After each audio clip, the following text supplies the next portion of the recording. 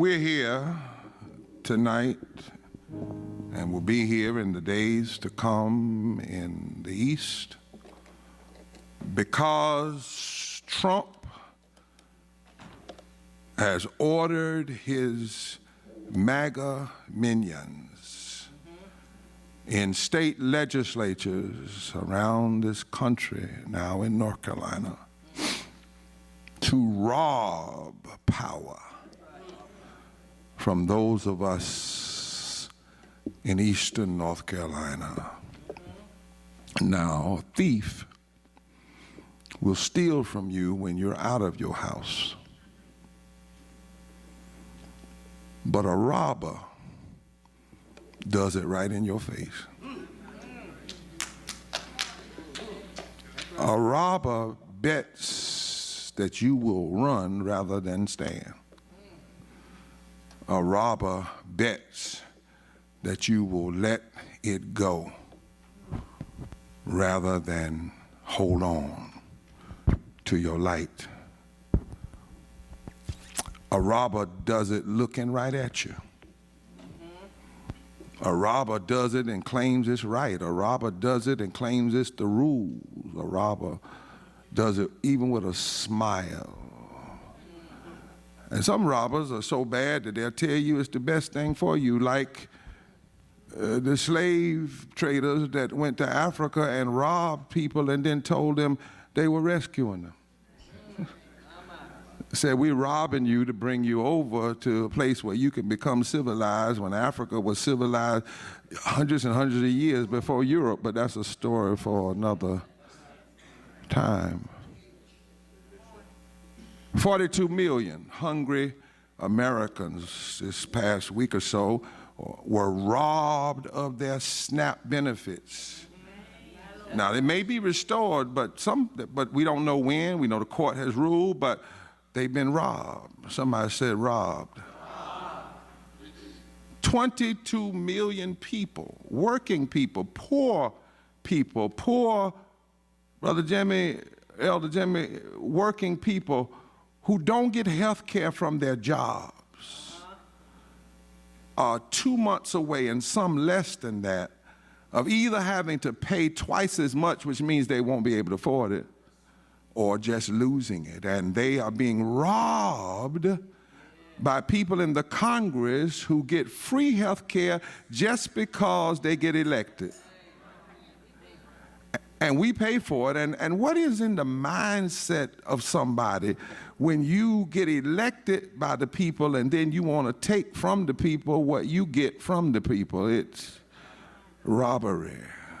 I was at Capitol Hill on Thursday, and a young woman from South Carolina testified that she would have to spend 1 week's pay every month to keep her Affordable Care Act plan she's on right now. She was in the hospital this past summer, and the insurance kept her stay from bankrupting her. But she told the members of Congress that she can't afford her insurance without the Affordable Care Act. And so she now is struggling even with her recuperation because this big, bad, deadly, destructive bill is robbing her. And it may ultimately rob her of her life. It's robbery. And they are doing it right in and out in the open, and they know it's not what most people want. They read the polls. The polls have said that the majority of people want health care. For instance, in Mississippi, there were a lot of Mississippians, a lot of white Mississippians that said they wanted health care, but they didn't want Obamacare.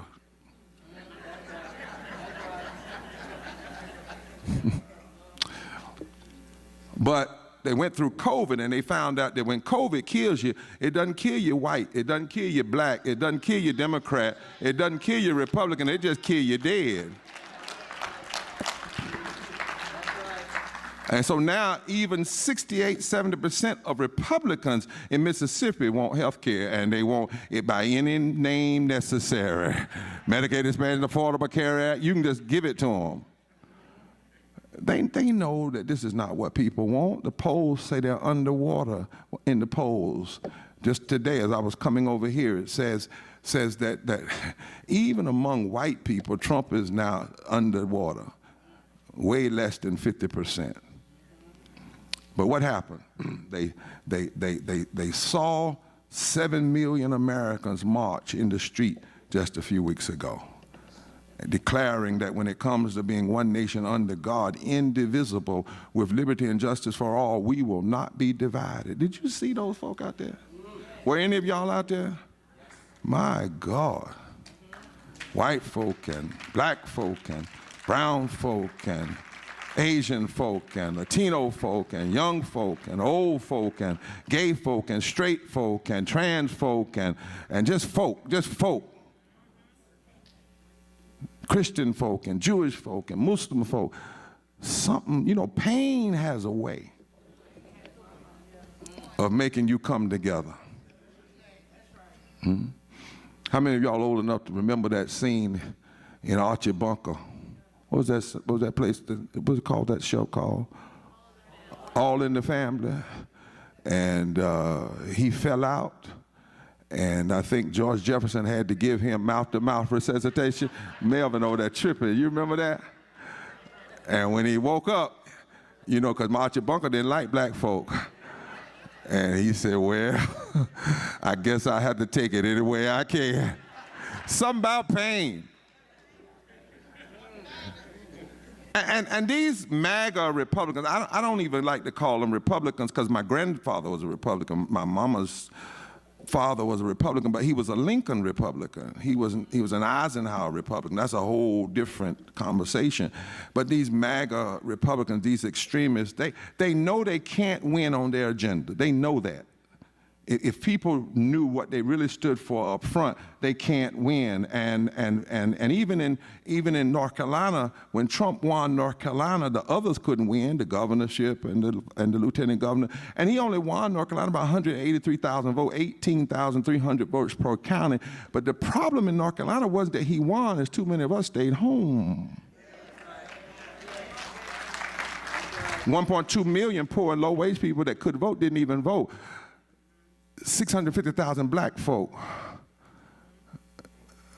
I normally don't talk like this in the pulpit, but my grandma taught me a word that you ought to tell folks sometime when they're doing stuff they know they shouldn't be doing.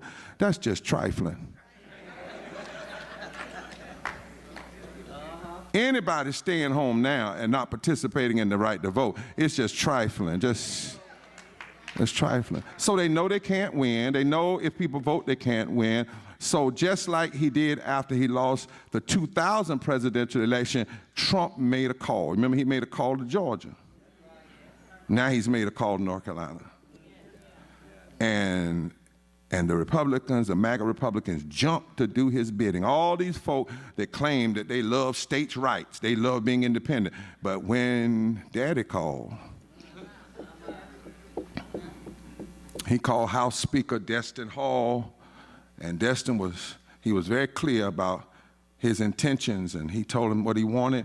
And this is what Destin said. He said, President Trump earned a clear mandate from the voters of North Carolina and the rest of the country, and we intend to defend it by drawing an additional Republican congressional seat.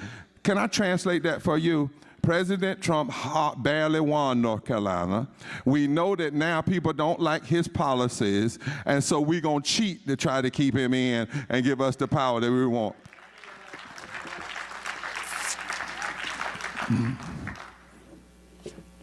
You know, a mandate, 1%, winning by 1% is not a mandate.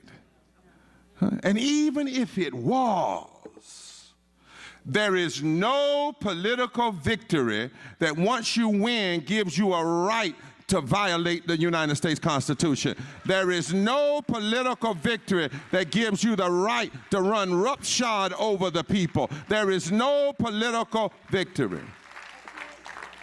that you can get elected and then you swear to establish justice, but you spend your time establishing injustice. That you swear to promote the general welfare of all people, but then you spend your time promoting the general welfare of just a few people.